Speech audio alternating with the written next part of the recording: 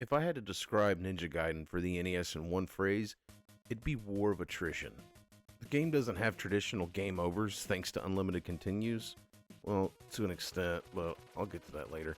The real battle here is between your patience and resilience versus a piece of 1980s software. And if you're a casual retro gamer like me, Ninja Gaiden's probably going to win that fight every time. This game throws everything at you, especially in the later stages. Some moments are so rage-inducing that while capturing footage, I had to put the controller down and walk away just to cool off. Between cruel enemy placements, enemies suddenly flying in to knock you into pits, and bizarre movement patterns, I often feel like the game is actively working against you.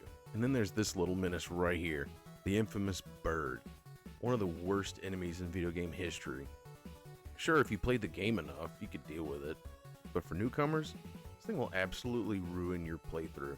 Constant knockbacks are frustrating enough, but when most levels are packed with bottomless pits, you almost forget you even have a life bar. Now, in stark contrast to the relentless difficulty of the levels, most of the bosses, aside from the final three, are surprisingly manageable. They almost feel like a breather before heading into another gauntlet of pain. But here's where one of my biggest gripes comes in. If you die on a certain boss and get a game over, the game kicks you back multiple levels. No matter how many lives you had, this means slogging through some of the hardest sections all over again, just to get another shot at the final boss. Typically when you're struggling with a tough boss, you want to jump right back in, study their pattern and refine your strategy. But Ninja Gaiden? No chance. Just getting another opportunity to fight the final three bosses is a punishment in of itself. That's why for this gameplay footage, I had to play on the NES Classic Edition instead of my original cartridge, just so I could use those precious save states. The game had already beaten me before I even started, but after all that, do I still recommend Ninja Gaiden? Absolutely.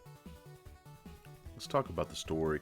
For an NES action game, Ninja Gaiden doesn't just throw players into mindless battles, it delivers a gripping tale of revenge, mystery, and ancient evil.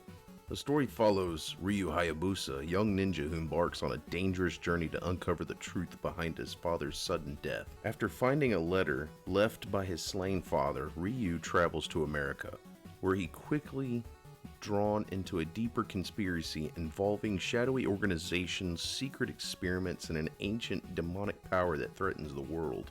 What sets Ninja Gaiden apart from other NES games of its time is its cinematic presentation. The game's Tecmo Theater cutscenes bring the story to life with dynamic visuals and dramatic dialogue, making it feel like an interactive ninja movie. As Ryu progresses, he encounters enigmatic allies like the researcher Dr. Smith and the mysterious CIA agent Irene Liu, while also facing formidable foes, including the menacing Bloody Moth and the true mastermind, the sinister Jacchio. The narrative takes several twists and turns, culminating in a cinematic showdown at an ancient temple where Ryu must prevent Jacchio from awakening the demon, an apocalyptic entity sealed away for centuries. The final battles are grueling, punishing both Ryu and the player to their limits, yet, despite the hardship, Ryu ultimately fulfills his father's legacy and secures the fate of the world.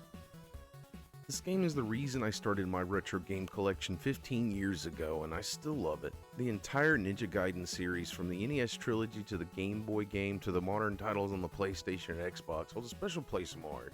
With a new entry in the series coming later this year, I had to revisit the classic that started it all. The tight, precise controls, the amazing music and graphics, the groundbreaking cutscenes that were almost unheard of in games at the time. Yes, the enemy placement is brutal. The game gives you plenty of tools and power-ups to fight back. It's a challenge, no doubt, but if you want to experience true NES hard, Ninja Gaiden is one of the best examples out there. It's a game where every time you die, it's always just one more try. It's addicting, man. Absolutely addicting. And it just so happens to be my favorite third-party NES game of all time. Just like the words from the angry video game nerd, you really need to be a ninja to play Ninja Gaiden. Stay hydrated, everybody. Don't forget to say goodbye.